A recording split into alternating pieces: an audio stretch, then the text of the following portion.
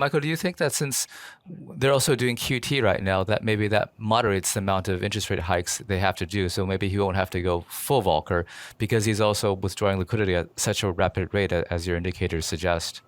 Yeah, I think that's possible. I mean, my reading of the fixed income markets is that the current terminal Fed funds rate that's implied by the forward curve is around about 3.6%. And I would be surprised if the Fed can get up to those levels. I think that probably my view would be about 3% is a maximum. I don't think the economy can take anything much more than that. Joseph, I can put up a chart that Michael had before of the Fed and the ECB's projections of their own balance sheets, showing quantitative tightening, a reduction in their balance sheets out until 2025. My question for you is, how realistic do you think that is? And also, do you think that the $95 billion maximum roll-off that the Fed aims to get to within 3 months will be sufficient to drain to moderate inflation? I mean, how much did the Fed balance sheet go up during March and April of 2020? A lot more than 95 billion. Is it going to take that level of drastic action to moderate inflation? So the Fed has this projection where they're going to withdraw about $1 trillion a year in their from shrink their balance sheet by $1 trillion a year. So Chair Powell has noted that he suggests this will continue for about 3 years. I'm pretty sure that something will break before then. So I don't actually consider this to be realistic. Well, to be fair, basically all economic projections are not very realistic. So something will break, maybe within a year, maybe within two. So I think that eventually we'll start growing their balance sheet again. I haven't seen the ECB projections, but I suspect that they'll never be able to shrink their balance sheet. I mean, they're too worried about what happens when, let's say, periphery spreads blow up. So, no, I think this is silly. They're never be able to shrink their balance sheet. I don't know, Michael. You probably studied this a bit more, so. Yeah, well, those are actually projections that we've made based on statements or policy prescriptions that are already slated by the ECB. So this is what they're ultimately planning. And I kind of think I agree with you here that you've got this problem, but the sort of the deeper issue, which I think every CIO has got to start thinking about, is, are the central banks here for the long term? I mean, my answer is absolutely yes, but we've been saying this for a decade or more. They're in this game in the long term. And you just got to see that it's stated. It's basically policy. Look at the report I foreshadowed earlier on, which is the report on open market operations by the New York Fed, which is in the public domain. What they're saying is the balance sheet shrinks, and what that basically shows is a drop from 8 trillion to 6, but then up to 7 trillion by 2030. So you've still got a balance sheet potentially of the Fed balance sheet, which you add a little bit more for other factors, you're talking about 8 trillion again by 2030. So the central banks are in this game long term. That matters for asset allocation. And people have got to start thinking about what are the asset classes that you need to hold in an environment where central banks are the major players or continue to be major players in markets. And I would have thought logically that crypto or gold has got to be have some place in long-term portfolios under that regime. And it's not just the Fed, it's ECB too. Yeah, they're in a worse situation. Let's not even go to Japan. Their balance sheet is going to the moon.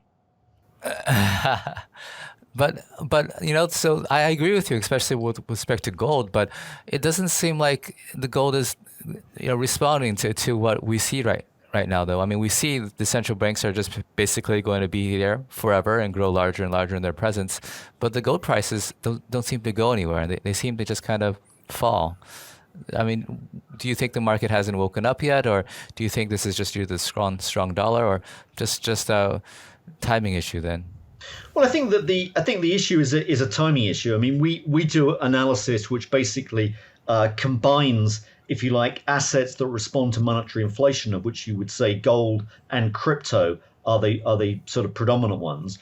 And the movements in gold and crypto combined as a universe actually match the gyrations in liquidity pretty much one for one. So, the the fact that gold didn't go up when liquidity was expanding meant that most of the impetus was actually shoveled into the crypto market. But you average the two out, and actually it looks pretty reasonable.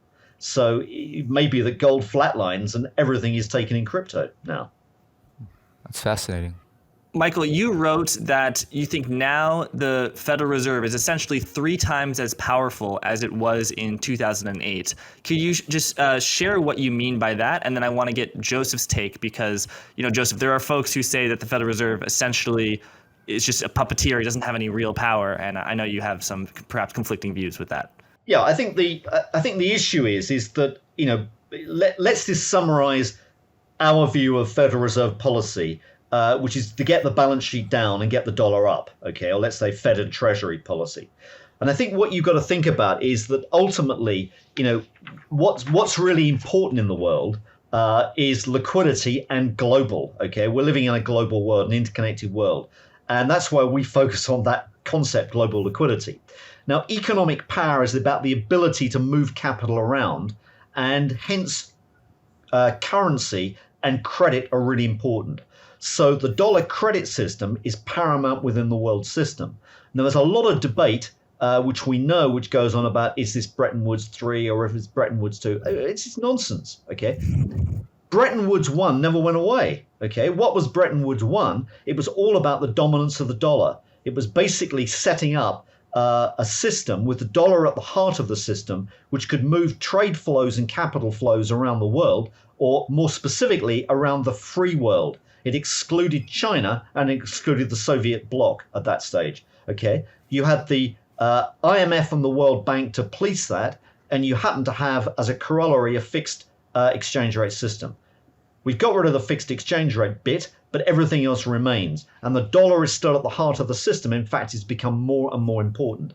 Now, I think that one of the critical speeches that everyone's got to pay attention to is the speech that Janet Yellen made in April of this year to the Atlantic Council. And it was called Friendshoring. And you read that speech, and what this is about is how the world is going to work. And the world works that effectively you are either a friend of America or you're a foe of America. If you're a friend, you get access to dollars. Dollars are critical. If you're a foe, wave goodbye. You don't get access. And that's what's going to focus everyone's mind. And you're going to get a cleaving of the world financial system into 2 bits, one controlled by the US and a nascent one, which the Chinese are trying to build. The Chinese have got ambitions. They've got very clear ambitions. In the book Capital Wars, we go through what their pathway is, but ultimately what they're trying to do is to challenge the dollar system. Hence, China is setting up equivalent swap lines around the world to try and lure people into the yuan system. But right now, and this is the geopolitical angle one's got to think about, and it may be that we're way off here in our views, but there is one of the things I learned when I was at Salomon Brothers. The very first lesson was there is no unconnected event, and that's what the traders used to keep saying time and time again. And the point is, look at the yen, right? The yen has devalued over 40 trading days at an annualized rate of 83%, right? Markets never do that to big currencies, only governments do. So somebody is shaking that tree. And what you've had for the last 5 or 6 years across the Asian markets is something that many people refer to as the Shanghai Accord, which came out of the Shanghai G20 meeting in the spring of 2016. And that was an attempt to get the dollar, then strong dollar, down.